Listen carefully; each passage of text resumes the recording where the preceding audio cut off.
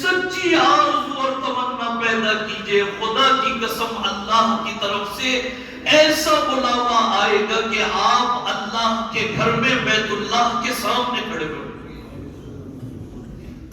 بس یہ واقعہ سنا کے میں دعا کر لیں گے.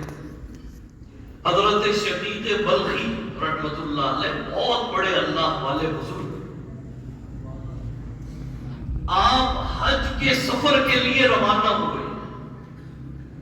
حج بیت اللہ کے لیے آپ جا رہے ہیں. اللہ تعالیٰ مجھے بھی آپ سب کو بھی حج بیت اللہ کی بار بار سعادت نصیب فرمائے.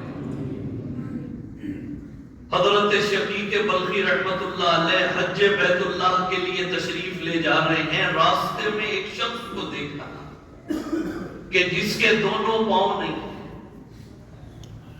اور وہ زمین پر اپنے جسم اور بدن کو گھسیٹ گھسیٹ کر بیت اللہ کی طرف لے جا رہا ہے. حضرت شقیق بلخی رحمت اللہ علیہ نے فرمایا کہ بھائی کہاں سے آ رہے ہو؟ وہ شخص کہنے لگا کہ حضرت میں سمرقند سے آ رہا ہوں. سمرقند.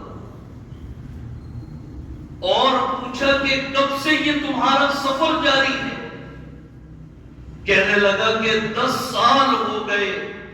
میں 10 سال پہلے اللہ کی محبت میں نکلا تھا. کہاں سمرقند ہے، کہاں خانہ کعبہ اور بیت اللہ ہے. مجھے 10 سال ہو گئے. میں اپنے جسم اور بدن کو گھسیٹ گھسیٹ کر خانہ کعبہ اور بیت اللہ کی طرف لے جا رہا ہوں. حضرت شقیق بلخی رحمت اللہ علیہ متعجبانہ نظروں سے اس کی طرف دیکھنے لگے. آنکھوں میں آنسو آ گئے. وہ شخص یہ کہنے لگا کہ آپ مجھے کیوں تعجب کی نگاہ سے دیکھ رہے ہیں؟ آپ میری کمزوری کو نہ دیکھیں، آپ میرے ضعف کو نہ دیکھیں، آپ یہ نہ دیکھیں کہ میری دونوں ٹانگیں نہیں ہیں، بلکہ آپ یہ دیکھیں کہ بلانے والا کون ہے. قبضے اور قدرت میں سب کچھ ہے. جو کن کہتا ہے تو فیکون ہو جاتا ہے. میرے دوستوں اور بزرگوں، اس حدیث کو سننے کے بعد بس یہ ایمان اور یہ یقین ہو کہ آپ مال کی طرف نہ دیکھیں، آپ بینک بیلنس کی طرف نہ دیکھیں، آپ یہ نہ دیکھیں کہ میرے پاس کچھ ہے یا نہیں، بلکہ اپنی آرزو اور تمنا کو دیکھیں کہ میں نماز میں دعا کرتا بھی ہوں یا نہیں، کہ اے اللہ مجھے اپنے گھر بلا دے. میرے دل میں آرزو اور تمنا ہے یا نہیں. بہت بڑے شیخ الحدیث حضرت مولانا مشرف علی تھانوی نور اللہ مرقدہ یہاں بھی بارہا تشریف لائے.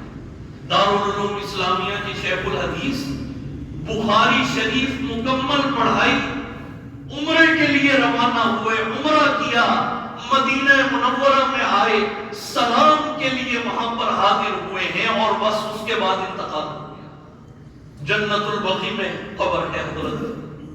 دیکھیے لاہور سے چلے، اللہ کے نبی کیسے خوش ہوئے ہوں گے کہ دیکھو یہ میرا بندہ، میرا امتی بخاری شریف مکمل پڑھا کے آیا.